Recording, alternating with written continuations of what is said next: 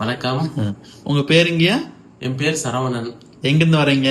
நான் இங்க திருப்பூர்ல ஒர்க் பண்ணிட்டு இருக்கேன். நம்ம வீடு இங்க கோயம்புத்தூர்ல, கோவைப்புதூர்லங்க. சரி சரிங்க. என்ன ப்ராப்ளத்துக்காக வந்தீங்க? நான் இங்க வந்தது பாத்தீங்கன்னா வெரிகோஸ் வெயின்ங்கிற ப்ராப்ளத்துக்காக தான் வந்தேன். இதுக்கு முன்னாடி நான் நிறைய இடத்துக்கு போயிருந்தேன். போனப்போ பாத்தீங்கன்னா அது உங்ககிட்டயும் சொல்லியிருந்தேன். நான் இங்க ஒரு ஹாஸ்பிட்டல் போனப்போ அவங்க ஸ்கேன் பண்ணி எல்லாம் பார்த்துட்டு இந்த வெரிகோஸ் வெயின் இது 5th ஸ்டேஜ், அதனால உங்களுக்கு எல்லா நரம்பையும் கட் பண்ணி அதுக்கு தகுந்த மாதிரி ஒரு ஆப்ரேட் பண்ணணும்னாங்க.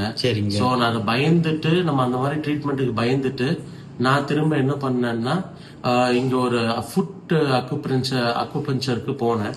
அங்கேயும் பாத்தீங்கன்னா எனக்கு இதே ப்ராப்ளம் தான் ஃபேஸ் ஆகிட்டே இருந்துச்சு. ஒரு 1 வீக்ல ரெடி ஆகும்னாங்க.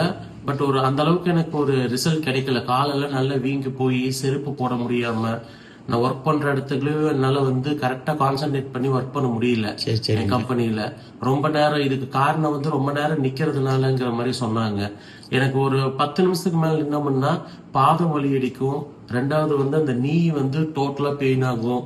10 நிமிஷம் ஒரு இடத்துல நிக்கவே முடியாது, ரொம்ப பெயினா இருக்கும். என்னன்னா எனக்கே ஒரு ரெஸ்ட்லெஸ்ஸா இருந்தேன்.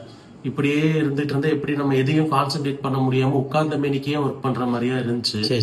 சோ இப்போ உங்ககிட்ட பார்த்த உடனே ஃபர்ஸ்ட் நீங்க ஒரு சிட்டப்ல உட்கார்ந்து நீங்க இந்த ட்ரீட்மெண்ட் பண்ணிட்டு ஃபர்ஸ்ட் சிட்டப்ல நீங்க பாருங்க. நீங்க சோ நீங்க ஒரு ஆக்சுவலி ஓப்பனா சொல்லணும்னா டவுட்ஃபுல்லா தான் பி ஃப்ராங்க். ஏன்னா இது வரைக்கும் ஒரு 5-6 ட்ரீட்மெண்ட் பண்ணிட்டேன்.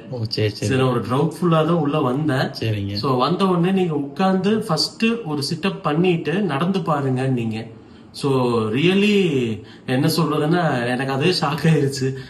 உடனே எனக்கு அந்த பெயின் போயிருச்சு. பட் அந்த வீக்கம் போகல. பட் ஆனா அந்த பெயின் போயிருச்சு. அந்த பெயின் போன உடனே எனக்கு ஒரு ரிலீஃப் இருந்தது. சோ அதுக்கப்புறமா ஒரு 2-3 சிட்டிங் நான் பண்ணக்கு அப்புறமா எனக்கு டோட்டலா அந்த வீக்கமே போயிருச்சு. சோ இப்ப செருப்பு போடுற மாதிரியான நிலைமைக்கு வந்துட்டேன். அப்புறமா ஒரு 5th or 6th சிட்டிங்ல அந்த நரம்பு எல்லாமே வியூவா இருந்தது, புடைச்சுக்கிட்டு இருந்தது எல்லாமே உள்ள போக ஆரம்பிச்சது.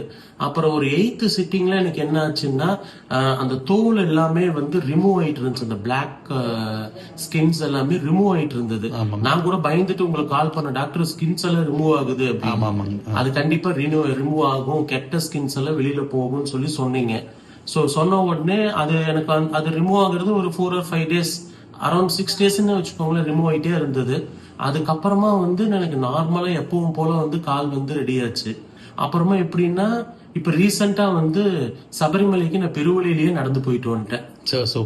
போயிட்டு வந்த உடனே அங்க கூட இருந்த என்னோட கேங்ல இருக்கிறவங்க எல்லாருமே சொல்லிட்டாங்க, என்னங்க சார் லாஸ்ட் டைம் உங்களால நடக்கவே முடியலன்னு சொல்லி கூட ஒருத்தர் கூப்பிட்டு வந்துட்டே இருந்தாரு, இந்த தடவை நீங்க எப்படி இவ்வளவு ஈஸியா நடந்தீங்க அப்படின்னு சொன்ன உடனே குரூப்ல இருக்கவங்க கிட்ட எல்லாம் சொன்னேன். இல்ல எனக்கு வெரிகோஸ் வெயின் இருந்தது, அது எனக்கு சொல்லவும் கஷ்டமா வேற இருந்தது லாஸ்ட் டைம் ட்ரிப்ல. சோ இந்த ட்ரிப்ல அது எனக்கு ரொம்ப இன்ட்ரெஸ்டா சொல்றதுக்கு தோணிருச்சு. இந்த மாதிரி எனக்கு இப்படி இருக்குது அப்படின்னு சொல்லி சொன்னேன். சொன்ன உடனே அப்படிங்களான்னு சொல்லிட்டு அங்க இருக்கிற ஒரு 10 பேர் எனக்கும் இருக்குங்கன்ட்டாங்க. ஏன்னா எல்லாருமே என்னைய மாதிரியே மறைச்சே வச்சிருந்தாங்க, எதுக்கு இதெல்லாம் போய் நம்ம வெளியில சொல்லணும் அப்படின்ட்டு. எனக்கு இது மாதிரி இப்படி ரிசல்ட் வந்திருக்குன்னு சொன்ன உடனே எல்லாரும் ஹாப்பி. எல்லாத்துக்குமே இப்ப உங்க நம்பர் தான் கொடுத்துருக்கேன் சார். பட் அதுல என்னோட க்ளோஸ் ஃப்ரெண்ட் ஒருத்தரும் உங்களுக்கு நான் இன்ட்ரோ பண்ணியிருந்தேன். அவங்களும் பாத்தீங்கன்னா அவரும் அவங்க அம்மாவுக்கும் வெரிகோஸ் இருக்குன்னு பண்ணி எல்லாருமே ரொம்ப சாட்டிஸ்பாக்சன் ஆயிட்டாங்க. But really happy. எனக்கு இப்ப எப்படின்னா இந்த ப்ராப்ளத்தினால என்னால எதுலயும் கான்சென்ட்ரேட் பண்ண முடியாம இருந்தது. Now I am really happy. ரொம்ப thanks for Gupta clinic. Really thank you sir.